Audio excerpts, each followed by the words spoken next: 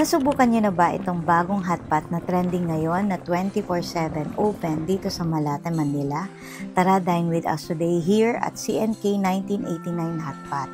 Dito, may enjoy nyo ang Chinese soup-based unlimited hotpot with premium quality meats options na may kasamang 60 plus choices na unlimited sahog, unli drinks, unli ice cream, at ito pa, unli na sa kainan, unli pa sa kantahan.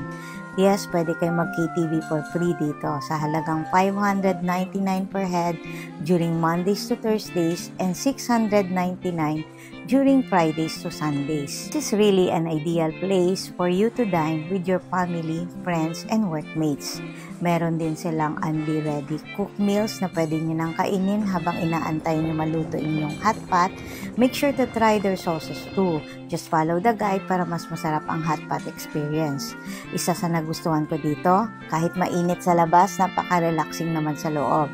Air-conditioned, malawak ang place, maganda ang interior, lakas maka-aesthetic ang lugar, at meron for those na naghahanap ng party place for an intimate lunch or dinner, pwedeng-pwede dito. In fact, pwede nyo rentahan ang buong place if you have upcoming celebration. Dito kami nakapwesto, naka-electronic round table for the group para mas hassle-free sa pagkuha ng sahog while enjoying the hotpot. For the soup naman, meron silang 6 choices, 2 hours maximum dining, and if may kasama kayong bata, libre na ang 3 feet below. About the parking, don't worry, they have enough indoor parking, and sa customer service naman, napaka-attentive ng staffs and accommodating. I suggest magpa-reserve kayo if you are planning to visit at dinner time dahil madumadami ang tao dito sa gabi.